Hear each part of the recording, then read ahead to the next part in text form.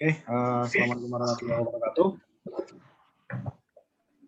Waalaikumsalam warahmatullahi wabarakatuh. Selamat pagi teman-teman. Jangan lupa kameranya di on semua ya. Saya cek satu-satu dulu. Ya, Pak. Ya, Pak.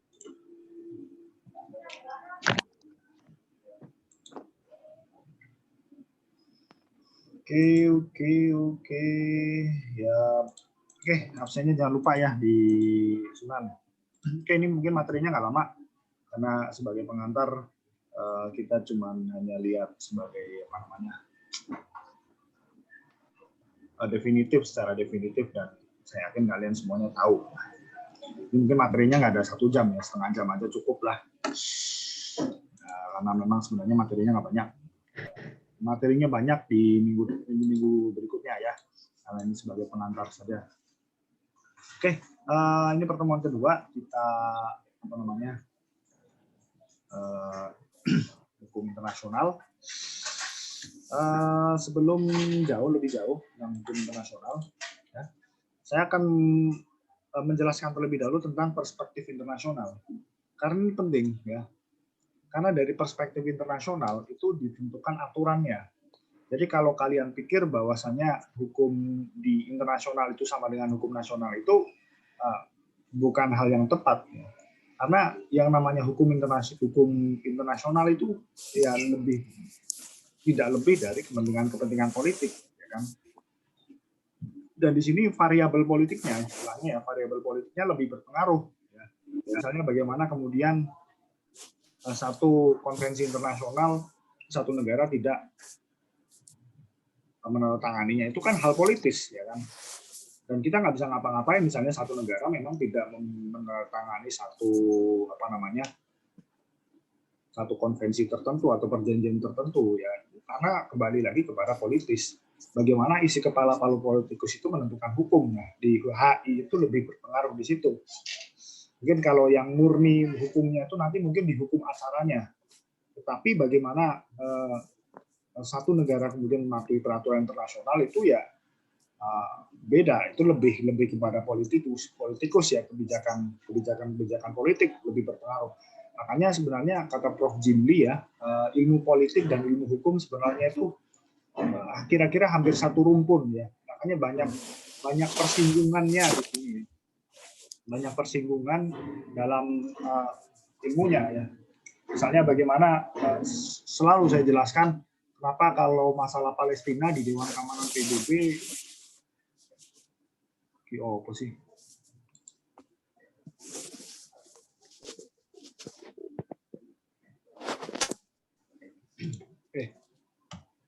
Masalah Palestina di Dewan Keamanan PBB pasti Amerika abstain ya. Itu tidak bisa dijelaskan dengan teori hukum manapun. Amerika dalam masalah Palestina ya selalu menganggap bahwasannya perjuangan Palestina adalah perjuangan negara teroris. Dalam hal ini digunakan oleh Hamas. Ya meskipun PLO-nya atau Palestine Liberation Organization-nya yang dipimpin Yasser Arafat sempat menggunakan upaya diplomatis juga dianggap Amerika sebagai organisasi teroris, percuma saja kan. Maka dalam hal ini perlu kita memahami lebih dahulu kerangka berpikir secara internasional itu seperti apa. Kerangka kebijakan berpikir secara internasional yang digunakan untuk menentukan satu peraturan perundang-undangan. Nah, ada 4 perspektif, tapi akan saya jelaskan 3 aja karena teori konstruktivisme agak susah dijelaskan. Ada teori liberalisme, ada teori realisme atau anarkisme, ada teori marxisme atau kritis. Jadi teori ini ya digunakan oleh para pengambil kebijakan di luar negeri untuk melihat persoalan secara internasional. Persoalan internasional melihatnya dari sudut pandang ini. Liberalisme, realisme atau seringnya disebut anarkisme dan marxisme atau kritis. Kita mulai dari liberalisme. Nah, liberalisme ini sering berawal dari kata liber atau bebas ya. Makanya di sepak bola itu ada posisi libero ya, atau di voli ada libero ya. Jadi dia perannya itu bebas ya. Bisa ke daerah dan area manapun ya. Itu libero karena bebas. Nah, gagasan tentang liberalisme tidak jauh dari gagasan tentang pencerahan atau Aufklärung ya. Aufklärung atau tradisi pencerahan di Eropa. Tradisi pencerahan di Eropa ini berawal dari gagasan bahwasanya manusia itu punya kehendak. Jadi basis dasar dari liberalisme, manusia itu punya kehendak untuk mewujudkan sesuatu. Jadi menurut liberalisme itu manusia itu bebas dari tekanan-tekanan apapun. Ya. Jadi dia berhak menentukan dirinya sendiri. Itu liberalisme. Ya. Boleh melakukan sesuatu ya untuk tanpa adanya aturan. Ya itu liberalisme karena asumsinya adalah manusia itu punya kebebasan. Manusia adalah tabula rasa menurut Auguste Comte ya, seorang filsuf Prancis ya, bahwa manusia itu dari kecil itu tabula rasa itu ini loh kayak kertas yang isinya kosong nih. Manusia itu kosong dan lingkungan nanti akan membentuknya, membentuk cara berpikirnya. Termasuk juga kebebasan dia dari nilai-nilai norma atau nilai-nilai norma agama. Mereka mengatakan itu liberalisme juga bebas dari agama dan juga bebas dari negara. Pikiran-pikiran liberalisme. Jadi pada intinya pada liberalisme itu terutama untuk perspektif penanganan konflik ya, mereka menganggap bahwasannya manusia semuanya itu baik ya. Karena manusia pada dasarnya manusia itu baik ya. Makanya orang-orang liberalisme itu menganggap bahwa kolonialisme itu baik karena pada dasarnya manusia itu baik. Alasannya cuma itu ya. Dan dalam penanganan perang ya, misalnya dalam penanganan konflik ya, perang adalah sesuatu yang memang harus diselesaikan. Perang adalah sesuatu yang harus diselesaikan.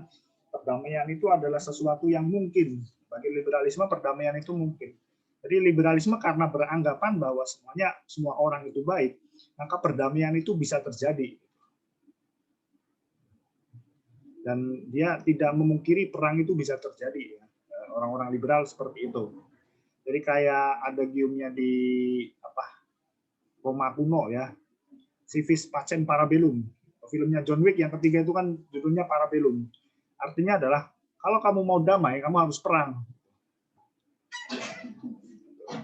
Itu liberalisme yang pertama. Kemudian yang kedua adalah realisme atau anarkisme.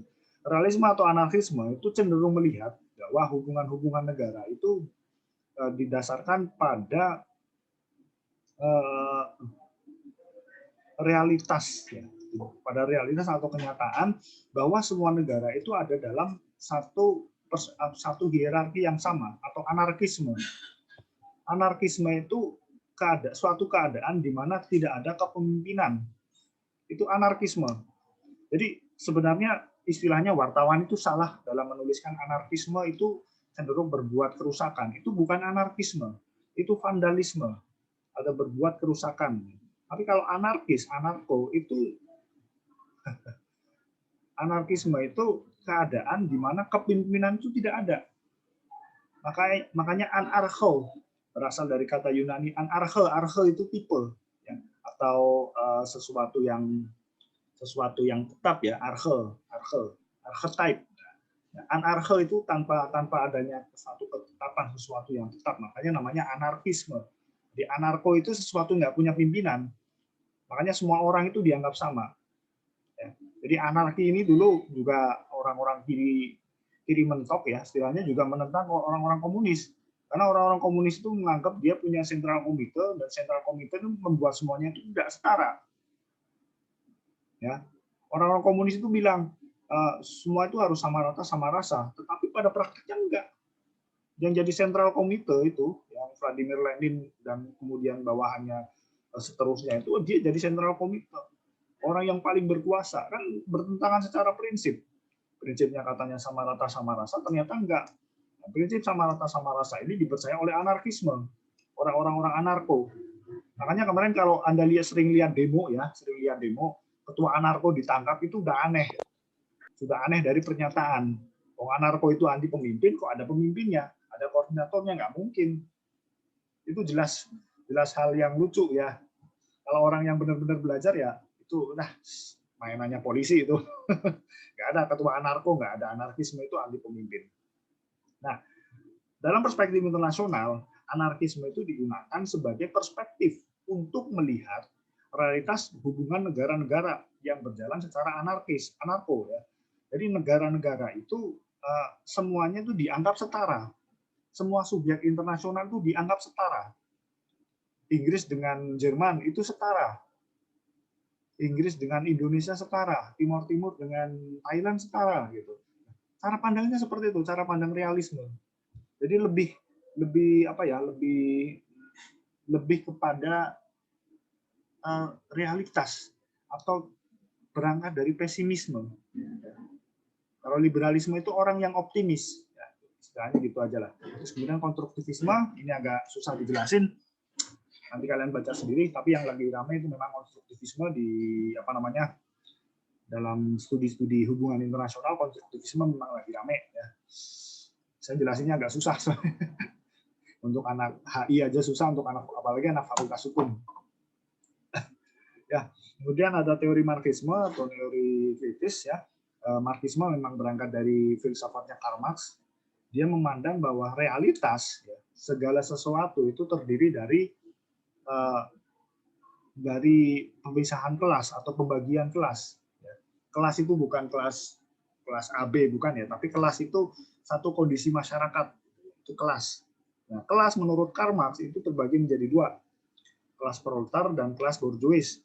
Kelas proletar itu orang yang tidak punya alat produksi atau istilahnya buruh ya, karena nggak punya alat produksi. Kemudian kalau borjuis itu orang yang punya alat produksi atau istilahnya biasanya pengusaha. Nah, makanya kalau menurut Karl Marx ya di dunia ini cuma ada dua orang aja. Udah jadi seorang, kamu proletar atau borjuis. Udah, kamu kalau ya kayak cita-cita lah, kamu mau cita-citanya kayak apa aja. Ya kalau nggak jadi buruh, jadi pengusaha. PNS pun buruhnya pegawai, buruhnya pemerintah. Ya kan? Tetap pilihannya cuma itu dua doang itu. Mau pengusaha atau mau jadi pegawai. Nah, dalam perspektif internasional, Marxisme itu digunakan untuk melihat hubungan negara-negara. Karena melihat segala sesuatunya terbagi menjadi dua, antara apa namanya proletar dan borjuis, maka dia melihat hubungan negara itu juga menjadi dua. Itu negara proletar atau negara borjuis. Misalnya Amerika dianggap sebagai negara borjuis. Nah, negara proletarnya ntar Kuba ya, Fidel Castro dan lain-lain. Karena banyak buruhnya, tapi nggak tahu ya nanti pembagiannya seperti apa. Tapi ini adalah 4 perspektif teori dalam hubungan internasional ya yang digunakan untuk melihat hubungan antar subjek hukum internasional. Apakah kemudian menentukan hukum? Sangat menentukan. Dari perspektif itu nanti akan menentukan. Meskipun sebenarnya ini istilahnya adalah pengayaan saja, tapi tipe-tipe ini nggak akan jauh berbeda gitu ya. Kemudian kita masuk ke mata kuliahnya. Untuk sekarang ada untuk pengertian ya, pengertian hukum internasional. Ada G. Gestalt ya, yang mengutip Profesor Haidt, yaitu mengatakan bahwa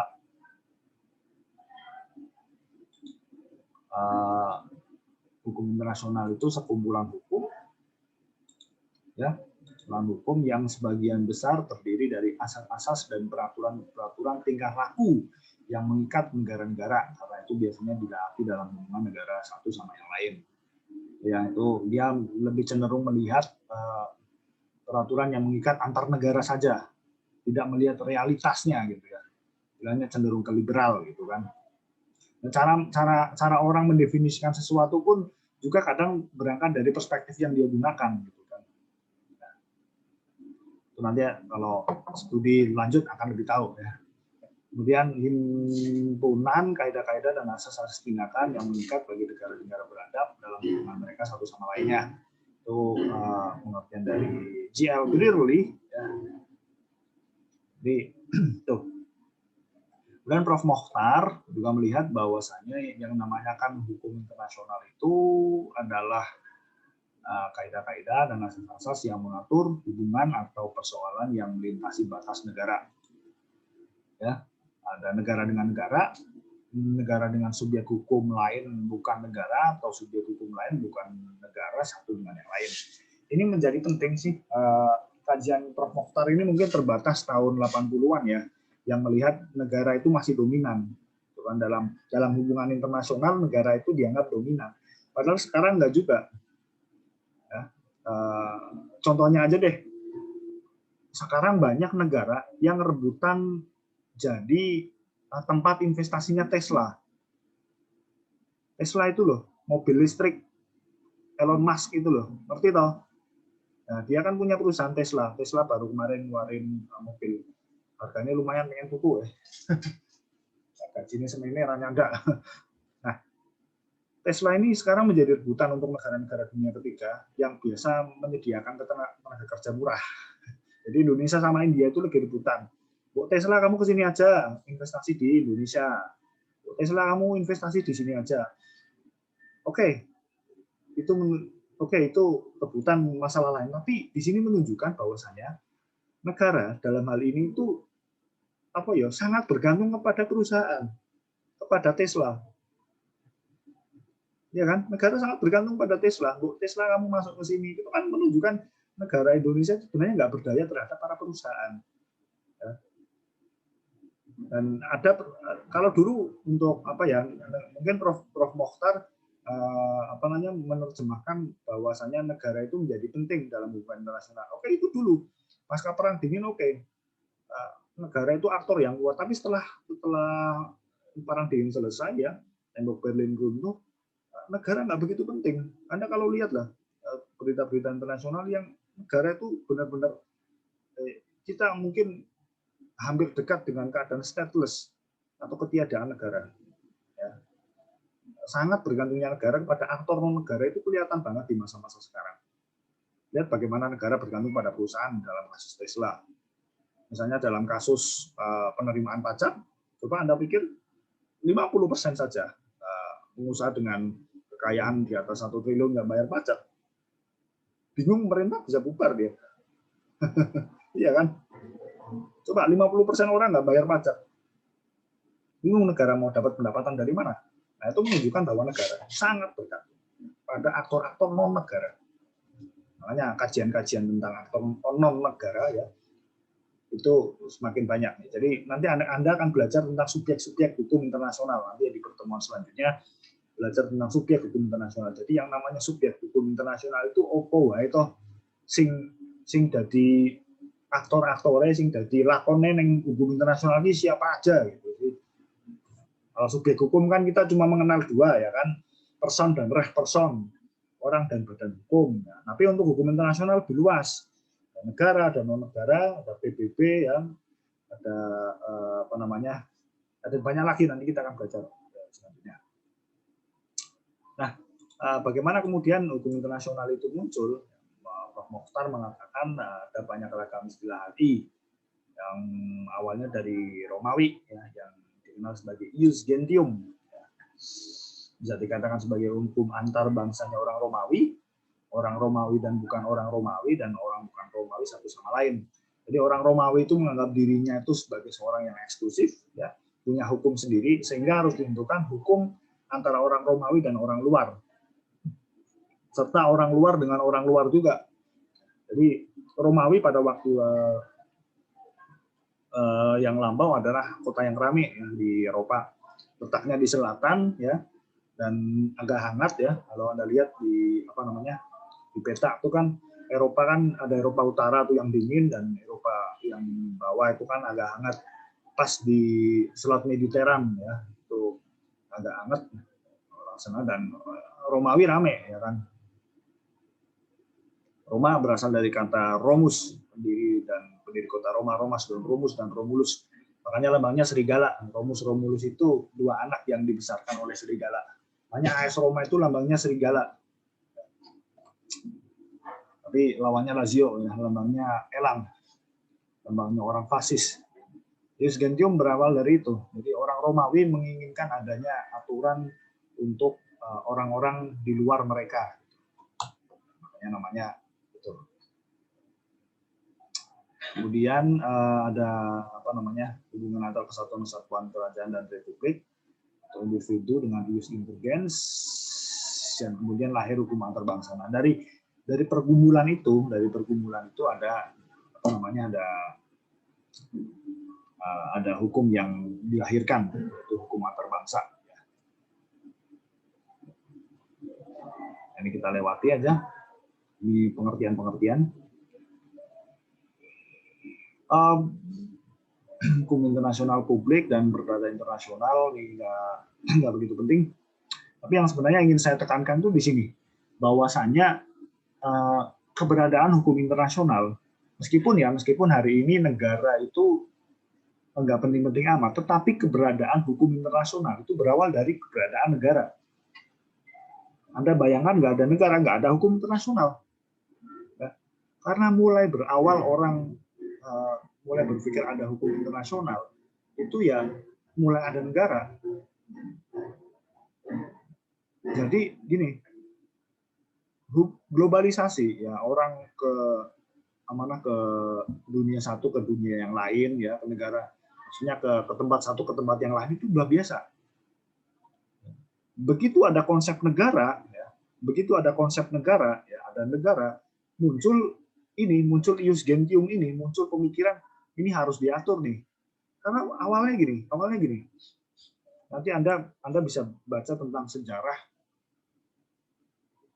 kedaulatan negara bangsa. Jadi negara bangsa yang kita bayangkan hari ini, yaitu dari Sabang sampai Merauke, itu adalah bentuk negara ya, yang mana batas kekuasaannya itu adalah wilayah.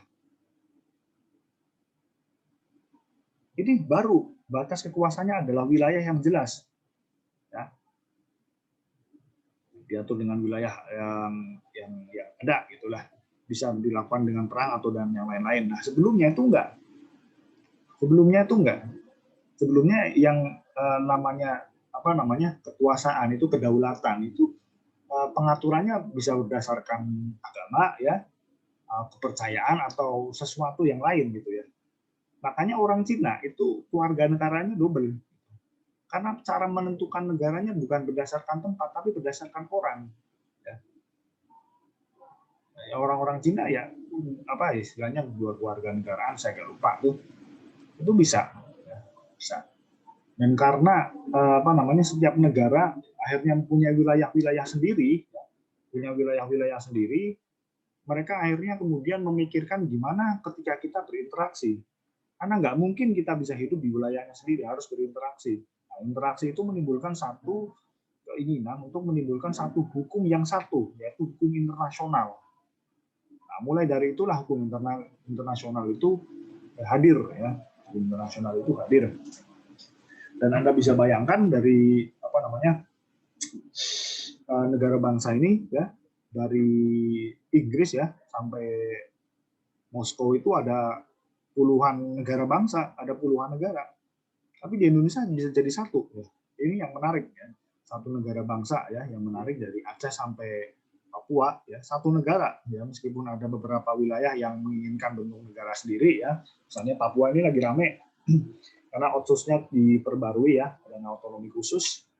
Tapi mereka memilih jalan lain, menginginkan referendum dan bentuk negara sendiri ya. Oke lah, nggak masalah.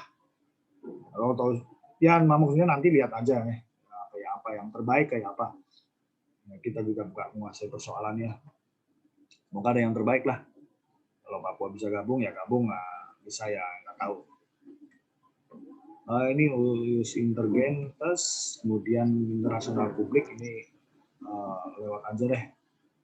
Nah ini ada hukum internasional regional dan hukum internasional khusus. Untuk internasional regional itu hukum internasional yang terbatas lingkungan berlakunya, atau hukum internasional yang hanya berlaku untuk regional atau daerah tertentu ya. Misalnya di Amerika atau Amerika Latin ya. Jadi misalnya ASEAN itu punya ketentuan tentang tarif dagang komoditas tertentu, atau Eropa ya. Eropa itu kan mata uangnya sama euro ya, untuk Uni Eropa ya. Uni Eropa itu kawasan negara ya. Mereka punya hukum sendiri. Misalnya visanya itu visa Schengen apa ya, saya nggak lupa ya. Jadi kamu punya visa ya, visa Uni Eropa, kamu bisa ke negara sama ke mana aja gitu. Nggak usah ngurus pindah satu negara terus ke negara yang lain harus ngurus lagi, misalnya dari Jerman bisa kamu ke Jerman, kamu bisa ke Italia gitu. Nggak usah ngurus visa lagi atau bebas visa di Eropa, namanya visa Schengen apa ya, saya nggak lupa. Nah, tapi sekarang Inggris apa namanya Brexit ya, mereka milih keluar dari Uni Eropa, nggak tahu ya, masalahnya nggak tahu karena apa ya, yang jelas banyak orang menyayangkan ya, terutama penggemar sepak bola ya, karena nanti apa namanya khawatir Liga Inggris nggak main di Liga Champions atau pembatasan pemain asing di Liga Premier League ya, nggak tahu ya itu. Tapi pada intinya adalah di hukum internasional regional itu berlaku peraturan sendiri yang untuk perdagangan, kewarganegaraan atau yang lain-lain, Amerika Latin juga sama. Untuk internasional khusus adalah bentuk kaedah yang berlaku untuk negara-negara tertentu seperti Konvensi Eropa mengenai HAM, ya, untuk kebutuhan taraf pengembangan dan ya intinya di internasional khusus itu konvensi tertentu ya. Dan kemudian ada hukum internasional dan hukum dunia. Hukum internasional didasarkan pada pikiran adanya masyarakat internasional yang terdiri 9 negara berdaulat dan merdeka, dalam arti masing-masing berdiri sendiri yang satu tidak di bawah kekuasaan lain ya. Jadi intinya hukum internasional itu kayak model-model anarki tadi. Semua negara itu sederajat, gitu kan. Nggak ada saling mengalahkan, kemudian saling mendominasi satu sama lain. Dan slide terakhir, kemudian ada hukum dunia ya, berpangkal pada dasar hukum pikiran yang lain. Ini kayak HTN, model-model hukum nasional diterapkan dalam hukum internasional. Jadi ada tata tertib hukum ya, yang sifatnya itu hierarkis ya. Ada yang dominan dan ada yang tidak dominan. Oke gitu, materinya cukup. Pak. Ada pertanyaan? Pak. Enggak, meeting passcode ini apa ya Pak? Hah? Soalnya banyak yang meeting passcode. Meeting passcode? Ya. Oh, passwordnya? Iya. Nggak saya password kayaknya Mas. Tapi ada beberapa yang nggak bisa ya Pak. Harus pakai passcode. Lewat Sunan, nanti bisa. Iya, ambilnya nggak di Sunan kali, bukan jam saya kali ya. Ini Tapi semua bisa semua Mas. ada yang nggak bisa Pak. Jadi lewat link yang dikirim Hanif lewat grup WA. Nggak saya password Mbak. Benar, nggak saya password. Tahu ya, nggak saya password tadi. Bisa langsung masuk. Nah, tadi masuk bisa pakai password nggak? Enggak. Pokoknya lewat Sunan, Pak. Kalau saya enggak Pak. Ada yang pakai. Kalau lewat Sunan bisa, Pak. Nah iya kan, nggak saya password ini. Nggak saya password, nggak itu. Jadi langsung bisa. Oke, ada pertanyaan nggak? Memang materinya memang dikit Barat tentang pengertian. Saya bukunya belum nyampe, nggak bisa nerangin lebih banyak.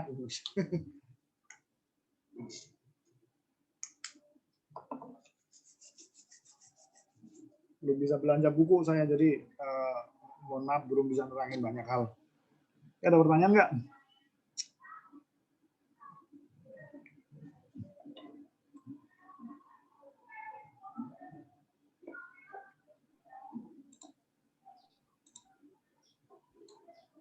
Ya cukup.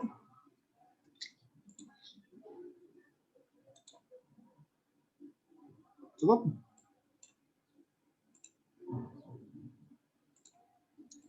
Cukup, Pak. Oke ya, cukup ya. Oke, dari kalau cukup, saya cukupkan nanti minggu depan deh. Saya kurang-kurangnya minggu depan.